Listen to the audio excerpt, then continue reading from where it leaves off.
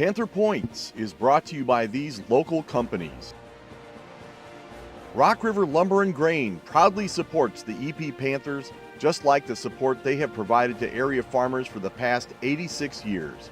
With 9 grain elevators and 2 state-of-the-art agronomy facilities, they pride themselves on customer service and attention to detail to add value to their customers. Insurance made simple may sound daunting, but at the Cornerstone Agency, it's the way they do business. Specializing in agricultural policies from land and equipment to the crops you grow. Find them online with offices in Morrison and Tampico. Berkey's Farm Store in Prophetstown, your full-service IH Case and Kubota dealership with product support that's second to none. Melton Seed and Service offers seed treatment, drone scouting, data services, and a series of field checkups with warehouses in Rock Falls and Geneseo. Welcome to another Panther Points on AroundPtown.com. I'm Clark Mortensen, and this is the Hammer, Scott Hammer. And we're here in Edgington, Illinois, where the Erie Prophetstown Panthers will be taking on the Rockridge Rockets tonight. Scott, they've got a couple really good players that are coming back off of last year's season that did a phenomenal job. Yeah, their main weapons are Nathan Parchert. He's a senior running back. Last week he rushed for 232 yards on 27 carries. And then the other main player would be their quarterback, Riley Federer, and he completed 11 passes for 221 yards and also rushed for 131 yards. So that's going to be the 2 main weapons for Rockridge. Yeah, they're a historic powerhouse, especially since they've came to our conference. And, you know, the head coach now is in his 5th year, and he's done a great job. Yep, he's in his 5th year, and they've been in the playoffs the last couple years, actually probably about the last 3 years. And we'll see what Erie can do against them. They're going to be led by Garrett Passmore, who last week rushed 27 times for 189 yards, and Dylan Tegler completed 9 passes for 135 yards and a touchdown. Last week, Garrett Passmore was our pick for the player of the game for the EP Panthers. Yeah, and there was a lot of other choices that could have been there. Carson Liebengay had a great game. Dylan Tegler did a great job at quarterback. So we'll see who's going to shine tonight and enjoy the game. Going to bring up 3rd and 4 from R41. One thing you don't see in high school ball, they all have their last names on their jersey. Yep. Hand off to Portrait. Portrait off around the right-hand side, and he's up the middle. He's down to the 10, 5, and he's in for the touchdown. Yeah, he had a real nice run off the right tackle there, and he did a little cutback right inside of Logan Henrikin, and he took it 41 yards for the score. So 10:08 left to go in the game. We're down 6-0. We're going to have to play catch-up now. Historically, a pretty good program. Yeah. And that's with 7:40 to go in the second quarter. And I do believe they're a 7 or an 8A where Sterling's a 6. Rolls off to his right, throws it down the middle. Nice catch by Henrikin. Henrikin's got it to 50, 45, 40, 35, 30. Cuts it back up to the 25, 20. He's going off to the far side to the 15, down to the 5. He's brought down about the 5-yard line. That was a brilliant run by Henrikin. Nice pass by Tegler. That was incredible. That was about 18, and he's down to the 5. So that's about a 63-yard reception there for Henrikin.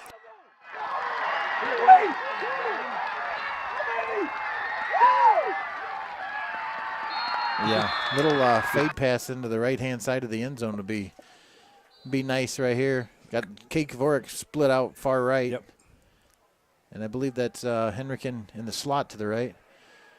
He rolls out to the right-hand side and throws it, but he gets to throw it away. So it's going to be a turnover on downs. It's going to be Rockridge ball, first and 10 on the 8. All right, so after that penalty, it's going to move them back to 2nd and 13 from their own, or from R25, just under 3 minutes to go in the quarter. EP switching their defense around to the strong side. This time they got trips to the right.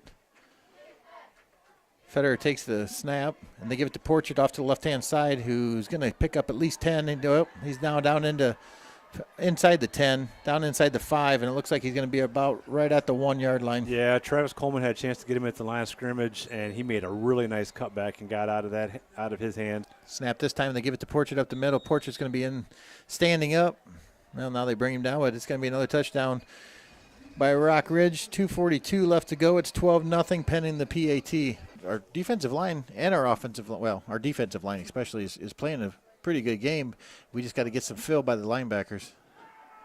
Federer rolls out to the right, throws downfield, and it's caught to the 10, 5, touchdown, number 4. That was Reed Nelson. He was lined up on the slot on the far side. They ran a drag across the middle, he was trying to be guarded by Garrett Passmore, and he just ran right away from Garrett. Well, it's not like they're breaking tackles. They're not really getting any pads on them whatsoever right now. No. Got another score for you. Dixon is up 28-0 over Oregon. They're rolling along again. Oregon's historically a nice team. And Porchert's going to take it to the 5 and in for the touchdown. 15-yard touchdown by Porchert. Well, Clark, we're going to be looking at a continuous clock here the way this is going when the second half starts. Panther Points is brought to you by these local companies: Rock River Lumber and Grain, the Cornerstone Agency, Berkey's Farm Store in Prophetstown, Melton Seed and Service. Lead as well. Just toying with us. They got double tight formation for the first time now. He drops back to pass again. Federer throws over the middle. Wide open is number 23, Parchett, and he is in the end zone untouched. Yeah, that was a nice pass. I'm not exactly sure who was supposed to be guarding Parchett, but he was nowhere to be seen. Parchett was wide open. Haven't had much of a chance to get him involved. Well, we can just change it to a 3rd and 3 sponsor read once in a while if we have to. Yeah, there you go. Oh, a nice play up the middle by Dylan Tegler, and he's down across the 30 to 35 to 15, and down to about the 10-yard line, maybe even inside the 10. No, he's going to move back to the 14. Yeah, he must have had a knee down. Erase the goose egg. And he is going to bowl his way in for a, now they're going to call it touchdown. Yeah, that was a nice run, and this drive looked a lot more like what we saw last week.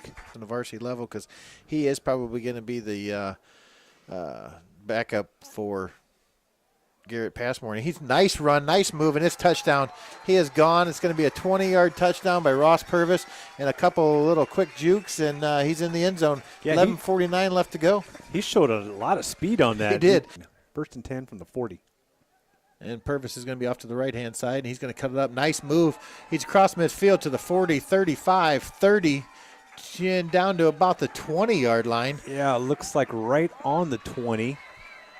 That was a nice run there by Purvis. So that'll be a 40-yard gain. I think we found a new weapon. It's a Panther Points post-game. Game summary is we had a continuous clock the entire second half. We didn't have many bright spots on offense or defense except for a long pass by DeHenriken in the first quarter. Matter of fact, the first set of downs. Other than that, you know, our sophomores got both post-game awards. So, yeah, as to quote Dennis Green from the Arizona Cardinals, they were who we thought they were. They are. And they're two outstanding, the quarterback and the running back. They just had too much for us there in the first half. Were able to push it up to 40 points. And like you say, we just weren't able to get anything going. But it was a bright spot by the two sophomores. Carson Weavengate got the hit of the game, and Ross Purvis got the player of the game. And now they're just going to have to regroup, and we'll see if we can play against a tough Monmouth Roseville team next week. Absolutely, and they are tough. I mean, we thought that the score was not indicative of how good Rockridge was last week because we didn't think – I think we underestimated Monmouth Roseville. And next week it's going to be a tough game. They came in and took it to a Fulton team that we just thought were probably going to run the gamut maybe up until the Newman game. Yeah, so we'll see what we can do to improve next week against Monmouth Roseville, and there will be no fresh soft game. So we'll be looking for everybody at 7 o'clock at Erie, and we will see you at the game. And thanks for watching Panther Points on AroundPtown.com. Have a good week.